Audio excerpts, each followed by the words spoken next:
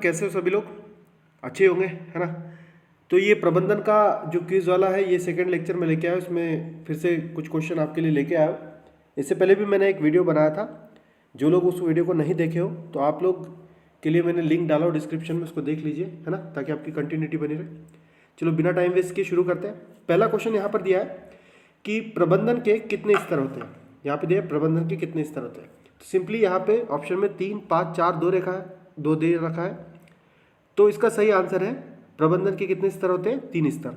मतलब जो मैनेजमेंट है उसको हम लोग 3 टाइप के स्तरों में डिवाइड करके रखते हैं। जो सबसे पहला स्तर है वो कौन सा होता है? उच्च स्तर। मतलब सबसे ऊपर का कौन सा स्तर होता है? उच्च स्तर। इसके बाद में जो इसके नीचे में होता है वो कौन सा होता है? मिडिल या फिर मध्य लेवल का स्तर, मध्य स्तर। और जो सबसे नीचे में होता है, इसके नीचे में, वो कौन सा होता है? निम्न स्तर। तो 3 स्तर आप लोग को पता चल गया कौन कौन से होते हैं। निम्न स्तर, मध्य स्तर और उच्च स्तर। उच्च में जनरली आप लोग किसी भी ऑर्गेनाइजेशन में देखते होंगे कि कौन लोग रहते हैं। यहाँ पे जो बड़े बड़े अधिकारी, फाउंडर लोग, सीईओ, फाउंडर या फिर अध्यक्ष कहा जाए, डायरेक्टर वगैरह कंपनी के, तो ये लोग बैठे होते हैं। मध्य लेवल पर कौन होते हैं? मैनेजर लोग होते हैं, सीएफओज लोग होते हैं, जिनका काम एक्चुअली एग्जीक्यूशन करना होता है। और निम्न स्तर पर कौन लोग होते हैं? निम्न स्तर पर पर्यवेक्षक लोग होते हैं। निम्न स्तर पर और कौन? कर्मचारी लोग जितने भी आते हैं वो सारे निम्न स्तर पर होते हैं। तो 3 टाइप के ढांचे में हम लोग इसको डिवाइड करते हैं। चलिए सेकंड क्वेश्चन पे आते हैं। सेकंड क्वेश्चन क्या बोल रहा है? निम्न में कौन सा प्रबंधन का कार्य नहीं है ना? तो हम लोगों ने भी देखा है कि पहले हम लोग देखते हैं कि कौन कौन से प्रबंधन में कार्य आते हैं। तो हम लोगों ने देखा था नियोजन आता है, संगठन आता है, समन्वयन कोऑर्डिनेशन आता है, निर्णयन आता है।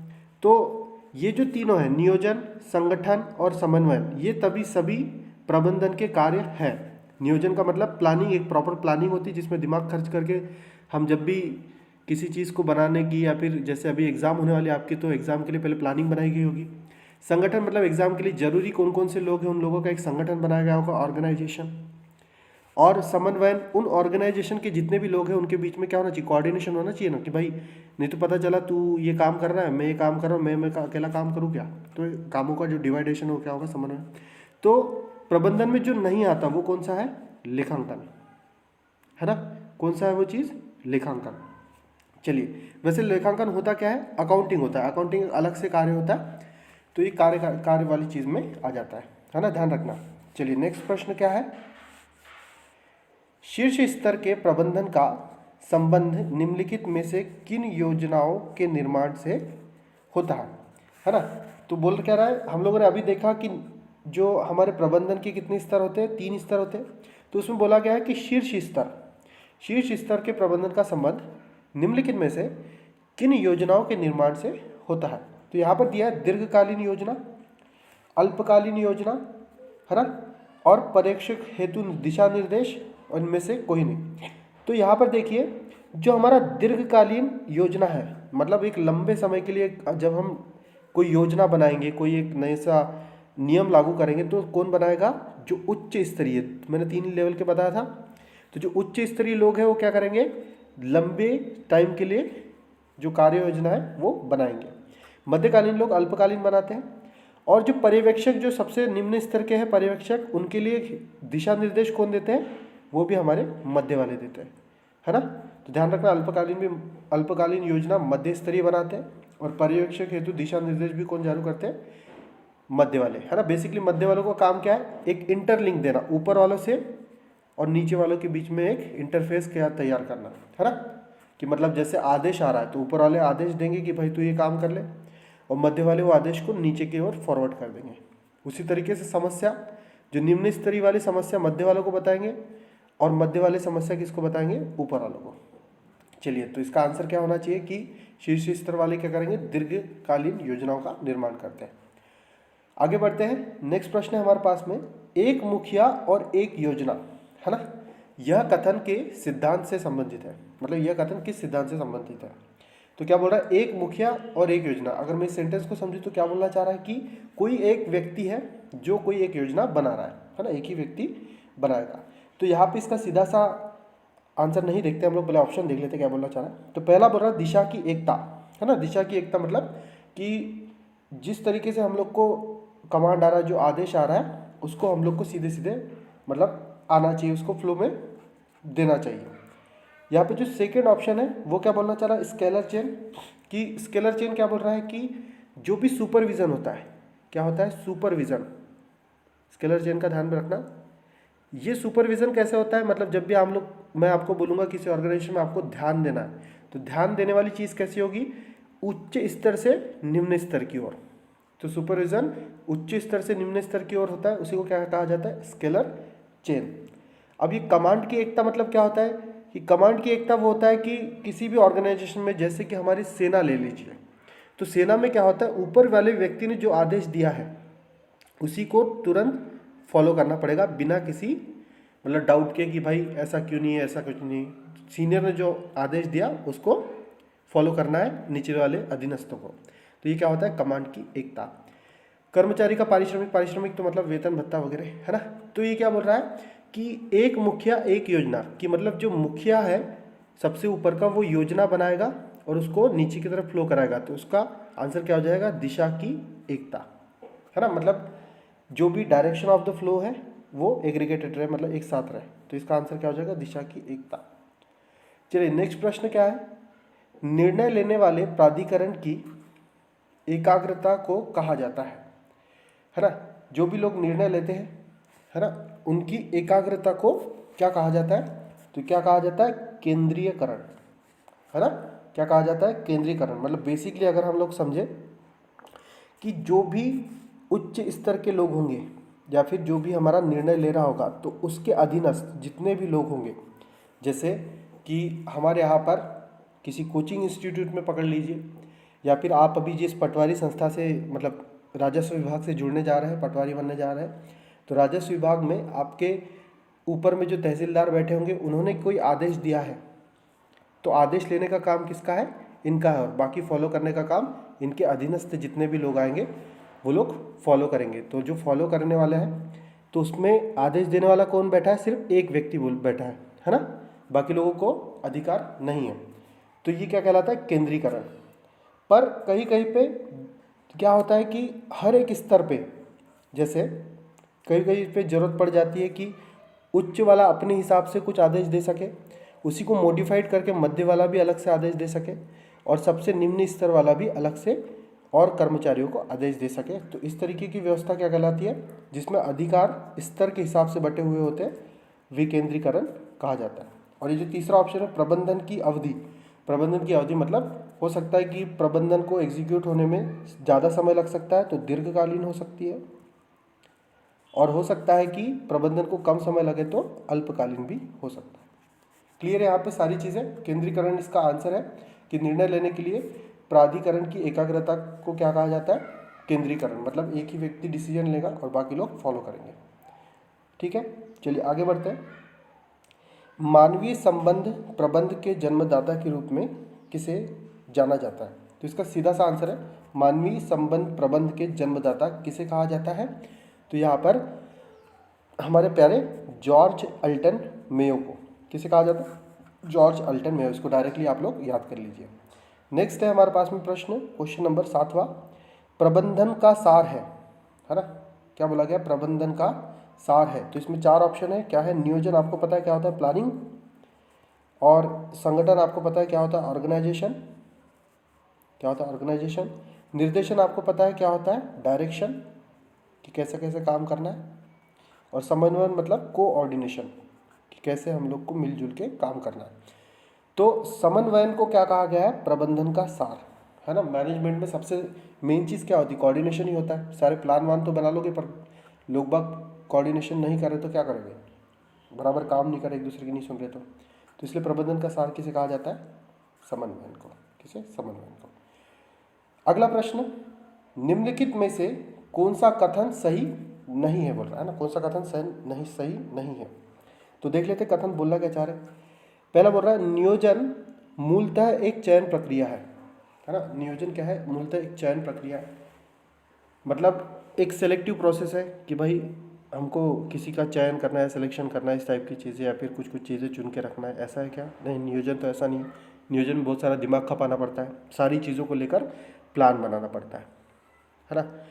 दूसरा बोल रहा है, नियोजन प्रबंध का एक प्राथमिक कार्य है। ऑब्वियसली जब भी हम लोग मैनेजमेंट प्रबंधन स्टार्ट करते हैं तो उसका फर्स्ट लेवल क्या होता है, प्लान होता है है ना, प्लान होता है, फिर उसके बाद में हम लोग संगठन बनाते हैं, फिर उसके बाद में उसमें समन्वय होता है, फिर डायरेक्शन और नियंत्रण होता है। तो ये वाला चीज़ तो सही है। नियोजन मानसिक से ज़्यादा शारीरिक कसरत है ना, ये भी गलत है यार। नियोजन मानसिक से ज़्यादा शारीरिक कसरत तो नहीं है, क्योंकि इसमें शारीरिक कार्य तो ज़्यादा होता नहीं है। क्या होता है, मानसिक ज़्यादा कार्य ज़्यादा होता है। नियोजन भविष्य देखने वाला होता है, ये भी सही है, क्योंकि नियोजन हम लोग प्लान कैसे बनाते हैं ताकि फ्यूचर में हम लोग क्या कर सके, एक अच्छे से एग्जीक्यूट कर सके। तो ये भविष्य देखने वाला तो सही है, ये भी सही है। अब ये जो दोनों है ये क्या है, गलत है, क्योंकि नियोजन मूलतः एक ही चयन प्रक्रिया नहीं है, एक चयन प्रक्रिया नहीं है। इसमें क्या होता है, हम लोग प्लान एग्जीक्यूट करते हैं। तो शायद हो सकता है इस ऑप्शन में थोड़ी सी गड़बड़ी हो, इसको क्या होना चाहिए था, नियोजन शारीरिक से ज़्यादा मानसिक कसरत है ना, तो इसको मैं चेंज कर दूंगा। बाकी इसका आंसर क्या लगाओगे आप, नियोजन मूलतः चयन की प्रक्रिया है ना। ये भी गलत है, ये भी गलत है, ए भी गलत है और सी भी गलत है, पर हम लोग ने इसको चुन लिया, इसको हम लोग करेक्ट कर देंगे। क्या करेंगे इसमें करेक्ट, नियोजन शारीरिक से ज़्यादा मानसिक कसरत है। चलिए अगला देखते हैं, 9वां, समय के आधार पर नियोजन का एक प्रकार है। मतलब समय के आधार पर जो नियोजन के अलग अलग प्रकार होंगे, तो उसमें से कौन सा एक प्रकार है। तो अल्पकालीन मतलब एक कम समय अवधि के लिए भी नियोजन बनाया जाता है, तो ये तो सही है। मध्यकालीन मतलब हो सकता है कि एक बीच का ज़्यादा ड्यूरेशन भी नहीं लग रहा और कम ड्यूरेशन भी नहीं लग रहा, तो उसके लिए भी नियोजन बनाया जा सकता है। और एक लंबे समय जो कि 1 साल 2 साल या फिर हो सकता है 4-5 सालों के लिए बनाया जाए, तो ये भी दीर्घकालीन नियोजन हो सकता है। मतलब नियोजन का प्रकार ये तीनों के तीनों है। तो क्या आ जाएगा इसका आंसर, उपरोक्त सभी। आगे बढ़ते हैं, क्या कहा गया है, आयोजन में निम्नलिखित में से किस संसाधन का संगठन शामिल है।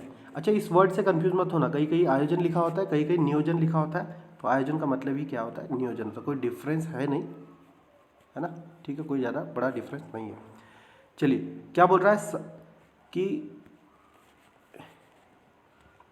किस संसाधन का संगठन शामिल है, कि जब हम लोग नियोजन करते हैं तो उस समय पैसा भी नहीं लगता, सामग्री भी नहीं लगती। ये कब लगता है, जब हम लोग उस प्लान को एग्जीक्यूट करेंगे, जब हम कार्य करेंगे, तब उसकी सामग्री और पैसों की ज़रूरत पड़ेगी। तो अभी जो प्लान बनाने के लिए किसकी ज़रूरत पड़ती है, सिर्फ और सिर्फ मनुष्य की ज़रूरत पड़ती है ना। मनुष्य के पास दिमाग है भाई, दिमाग लगाएगा तो प्लान बनाएगा, और प्लान बनाएगा तो तभी चलेगा। ठीक है मेरा भाई, चलिए आगे बढ़ते हैं। किस संगठन संरचना में अलग अलग व्यावसायिक इकाइयाँ अथवा विभाग शामिल होते हैं, है ना। मतलब यहाँ पर देखिए, जब हम ऑर्गेनाइजेशन की बात करते हैं, संगठन की बात करते हैं, ये हमारा संगठन हो गया, है ना, ऑर्गेनाइजेशन। तो इसमें क्या होता है, इसमें 2 तरीके की संरचना होती है। मतलब हम लोग के पास में कार्य करने के लिए बहुत सारे लोग हैं, ऑर्गेनाइजेशन है, तो उनका संगठन बनेगा। उस संगठन को हम लोग 2 तरीके से बनाते हैं। एक बनाते हैं कार्यात्मक संगठन, एक हम लोग क्या बनाते हैं, कार्यात्मक संगठन, और दूसरा हम लोग क्या बनाते हैं, प्रभागीय संगठन। मतलब ये संगठन हम लोग कैसे बना रहे हैं, कार्यात्मक संगठन मतलब क्या हो गया कि हम कार्य के हिसाब से डिवाइड कर रहे हैं। मान के चलिए हमारे पास में कोई कंपनी है, तो कंपनी में हमारे पास में डिपार्टमेंट होगा। एक डिपार्टमेंट मार्केटिंग का हो सकता है, दूसरा डिपार्टमेंट हमारे पास में प्रोडक्शन का हो सकता है, तीसरा डिपार्टमेंट हमारे पास में सेल का हो सकता है। तो ये सारे डिपार्टमेंटों के हिसाब से अलग अलग संगठन बनेगा। मार्केटिंग के अलग संगठन बनेगा, प्रोडक्शन का अलग संगठन बनेगा, सेल का अलग बनेगा। तो इस तरीके से कार्य के हिसाब से। और प्रभागीय संगठन किस तरीके से बनेगा, एक तो बनेगा उत्पाद के आधार पर। जब प्रोडक्ट है हमारे पास, कौन सा उत्पाद या प्रोडक्ट, जो भी हम लोग प्रोडक्ट बना रहे, हो सकता है कि एक ही कंपनी में साबुन बनता हो, एक ही कंपनी में सॉफ्टवेयर बनता हो, तो सॉफ्टवेयर की जो संगठन है वो अलग होगा और साबुन वालों का संगठन अलग होगा। और भूभाग के हिसाब से, भौगोलिक जिसे कहा जाए, है ना, ये डबल हो गया, भौगोलिक के आधार पर भी प्रभागीय संगठन होता है। तो भौगोलिक मतलब कैसा कि आप लोग अभी भोपाल में बैठे हो तो भोपाल वालों का संगठन अलग, और हो सकता है कोई लोग जबलपुर में बैठे तो उनका संगठन अलग होगा। चलिए तो क्या होगा, अब बोल रहा है कि ये तो संगठन की दोनों संरचना हो गई जो आपने अभी समझी। इस संरचना में क्या बोल रहा है, अलग अलग व्यावसायिक इकाइयाँ अथवा विभाग भी शामिल है। तो विभाग जो है वो कार्यात्मक में भी शामिल है और प्रभागीय में भी, दोनों में शामिल है। तो कार्यात्मक में भी शामिल है और प्रभागीय में भी शामिल है। तो इसका आंसर क्या होगा, ए और बी दोनों।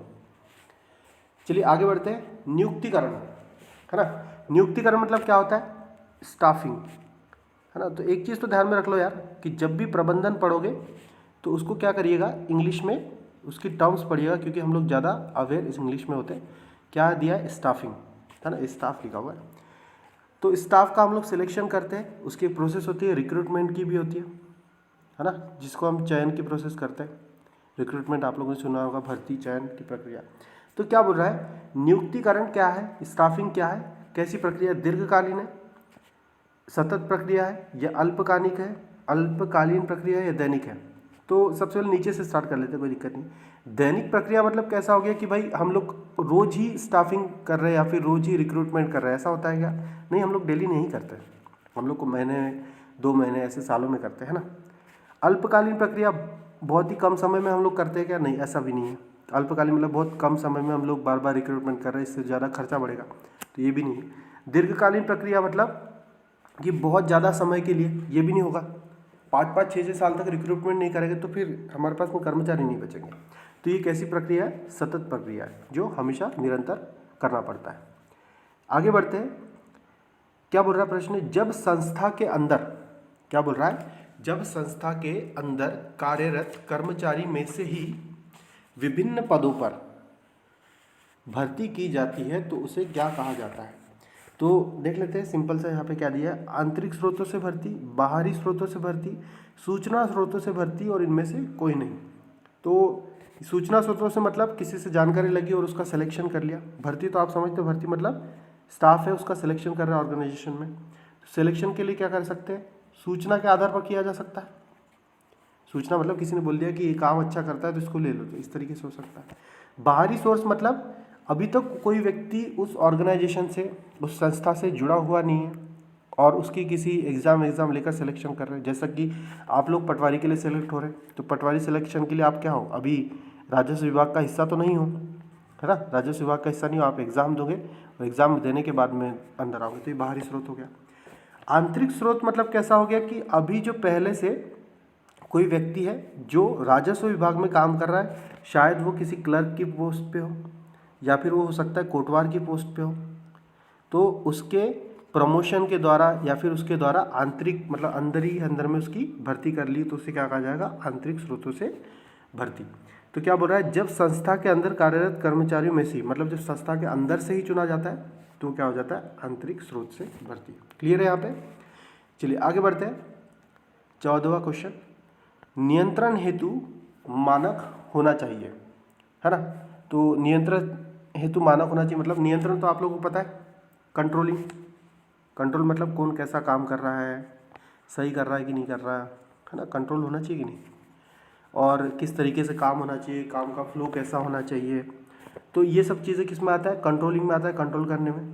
तो कंट्रोल करते समय मानक उसका क्या होना चाहिए, मतलब क्या क्या क्राइटेरिया होना चाहिए? तो क्राइटेरिया ऑब्वियसली स्पष्ट होना चाहिए, है, स्पष्ट क्राइटेरिया होना चाहिए कि आपको यही काम करना है, यही निश्चित करना है, इससे ज़्यादा नहीं करना है, इससे कम नहीं करना है।